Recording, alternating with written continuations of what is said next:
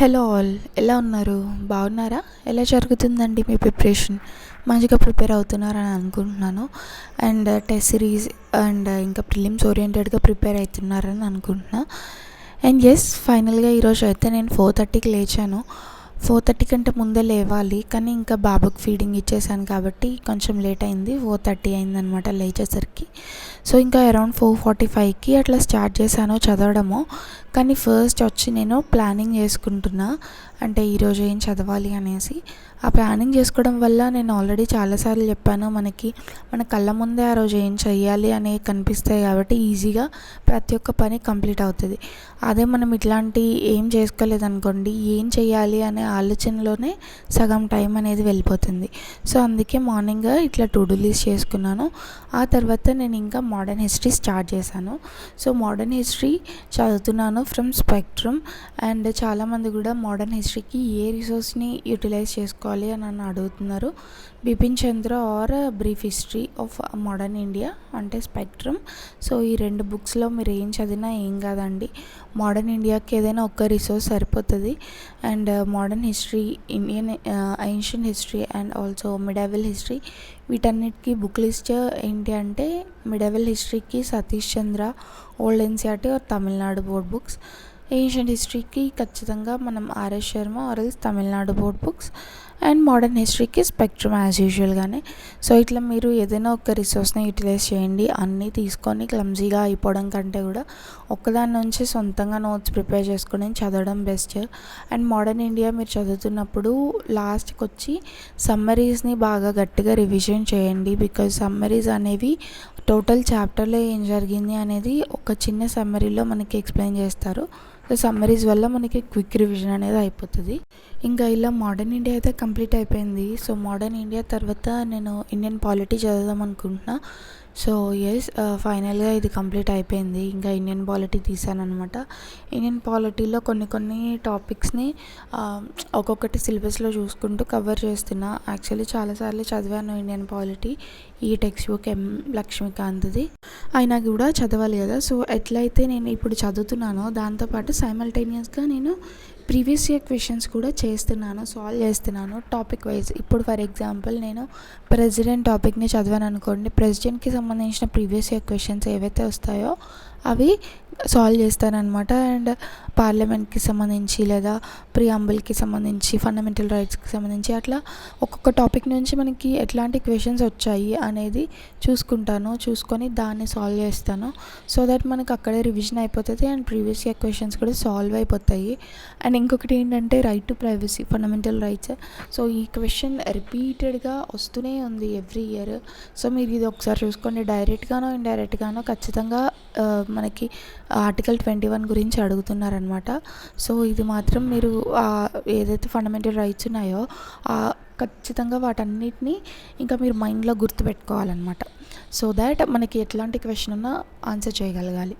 And ఇలా Indian polity కూడా complete అయిపోయింది. ఈలోపు ఇంకా తెల్లారేసింది అండ్ బయటకు వచ్చి కొంచెం సేపు చూసి ప్రీవియస్ ఇయర్ క్వశ్చన్స్ మాత్రమే కాదు, మనకి మాక్ టెస్ట్ అనేది చాలా ఇంపార్టెంట్ ఎగ్జామ్ ముందు. సో మన కోసం మెటిస్ ఐఏఎస్ అకాడమీ వాళ్ళు హైదరాబాద్ బేస్డ్ CSAT 2025 ప్రిలిమ్స్ కోసము ఒక టెస్ట్ సిరీస్ని లాంచ్ చేశారనమాట.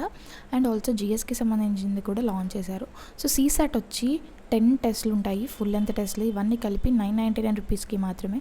ఆన్లైన్ మోడ్ అండి, ఇంగ్లీష్ మీడియంలో ఉంటుంది అండ్ ఇంట్లోనే ఉండి మనం రాయొచ్చు అని చాలాసార్లు చెప్పాను.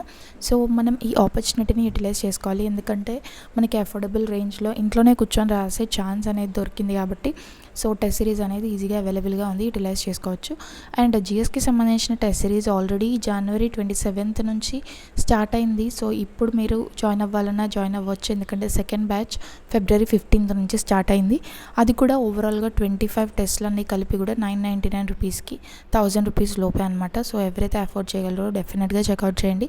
మనకి ఇప్పుడున్న టెస్ట్ సిరీస్ అయితే ఎక్కడ ఫ్రీగా అవైలబుల్గా ఉండదు. ఇన్ కేస్ ఫ్రీగా ఉన్నా కూడా అంత క్వాలిటీ క్వశ్చన్స్ అనేవి ఉండవు. సో ఈ టెస్ట్ సిరీస్ నేను కూడా పర్చేస్ చేసుకొని రాశాను కాబట్టి నాకు తెలుసు, అందుకే మీకు చెప్తున్నాను. ఇది క్వాలిటీ వైజ్గా చాలా బాగుంది. అండ్ ఆల్సో మనకి సొల్యూషన్స్ ఉన్నాయి, పీడిఎఫ్ ఫార్మాట్లో మనం డౌన్లోడ్ చేసుకొని అనాలిసిస్ అనేది చేయొచ్చు.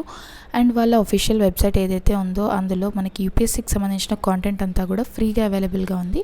ఈ కాంటెంట్ని కూడా మీరు ఫ్రీగా పీడిఎఫ్ ఫార్మాట్లో డౌన్లోడ్ చేసుకోవచ్చు. సో లింక్స్ అన్నీ కూడా, డీటెయిల్స్ అన్నీ కూడా డిస్క్రిప్షన్లో ఇచ్చాను, మర్చిపోకుండా చెక్అవుట్ చేయండి.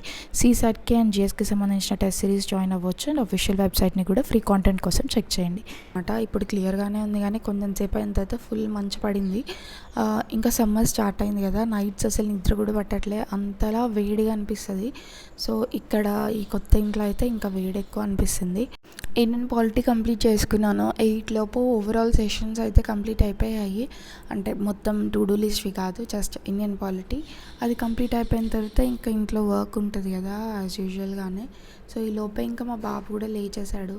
ఇంకా నేను బ్రష్ చేసుకొని ఫ్రెష్ అప్ అయ్యి వాటర్ తాగేసి సో ఇవన్నీ చేశాను అనమాట.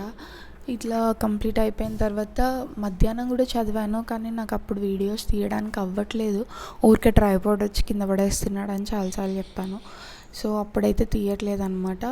ఇంకా నేను ఈవినింగ్ టైంలో మళ్ళీ స్టార్ట్ చేశాను. ఈవినింగ్ టైంలో ఇట్లా డిన్నర్ చేస్తూ ఇంకా నేను కరెంట్ అఫైర్స్ అనాలిసిస్ అనేది వింటున్నాను. కరెంట్ అఫైర్స్ అంటే న్యూస్ పేపర్ అనాలిసిస్ అనేది వింటున్నాను by Deepak Yadav educational channel. So ఇది నేను చాలాసార్లు చెప్పాను. ఎప్పటి నుంచో నేను ఈ యూట్యూబ్ ఛానల్ స్టార్ట్ చేసిన దగ్గర నుంచి చెప్తూనే ఉన్నాను, తన దగ్గర నుంచి అనాలిసిస్ వింటాను అనేసి.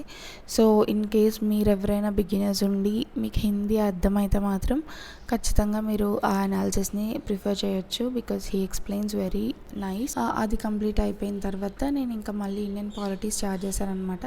సో మార్నింగ్ ఎప్పుడో చదివాను కదా, సో అది రివిజన్ చేసిన తర్వాత మళ్ళీ కొత్త టాపిక్ని నేను చదువుకుంటున్నాను. ఇట్లా ఇండియన్ పాలిటీ అండ్ ఇంకా modern history, news paper analysis ఇవన్నీ కంప్లీట్ అయిపోయిన తర్వాత ప్రీవియస్ ఇయర్ క్వశ్చన్స్ అన్ని సబ్జెక్ట్ వైజ్, మోడర్న్ ఇండియాకి నేను previous year questions and Indian పాలిటీకి ప్రీవియస్ ఇయర్ క్వశ్చన్స్ ఇవన్నీ చేశాను అనమాట.